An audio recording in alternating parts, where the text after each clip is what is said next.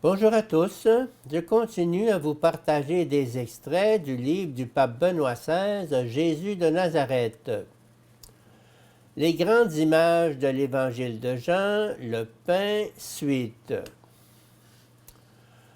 Toute la problématique de la mission du Messie était déjà contenue dans la tentation de transformer les pierres du désert en pain.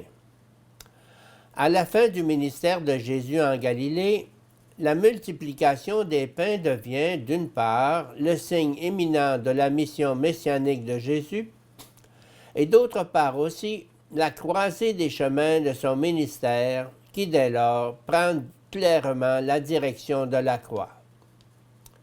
Jésus est le Moïse définitif, le plus grand Moïse.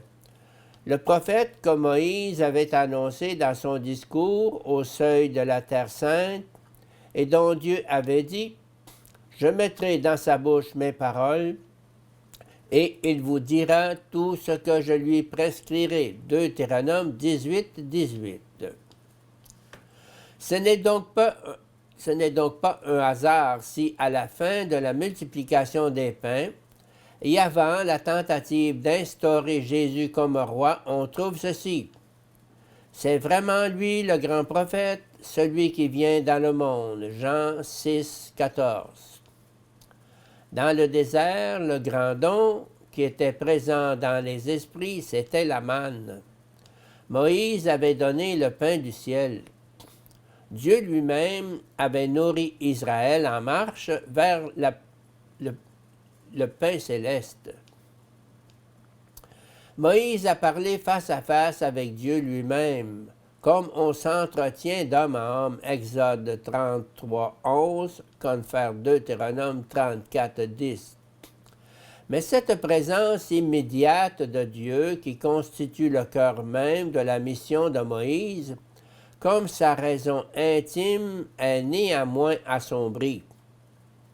La demande de Moïse qui dit « Laisse-moi contempler ta gloire » reçoit immédiatement la réponse suivante « Quand passera ma gloire, je te mettrai dans le creux du rocher, et je t'abriterai de ma main jusqu'à ce que j'aie passé, puis je retirerai ma main, et tu me verras de dos, mais mon visage, personne ne peut le voir. » Exode 33, 18, 23. La clé déterminante pour l'image de Jésus, transmise par l'Évangile de Jean, se trouve dans l'énoncé à la fin du prologue. Dieu, personne ne l'a jamais vu. Le Fils unique, qui est dans le sein du Père, c'est lui qui a conduit à le connaître. Jean 1, 18. Seul celui qui est Dieu voit Dieu, donc Jésus. Il parle véritablement à partir de la vision du Père. Il parle à partir du dialogue perpétuel avec le Père, un dialogue qui constitue sa vie. Jésus est la parole qui vient de Dieu à partir de la contemplation vivante et de l'union avec lui.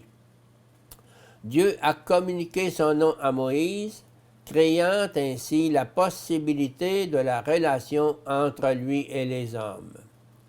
Moïse devient le médiateur de la véritable relation que les hommes entretiennent avec le Dieu vivant. Dans sa prière sacerdotale, Jésus souligne qu'il révèle le nom de Dieu. Il parachève donc, à cet égard aussi, l'œuvre commencée par Moïse.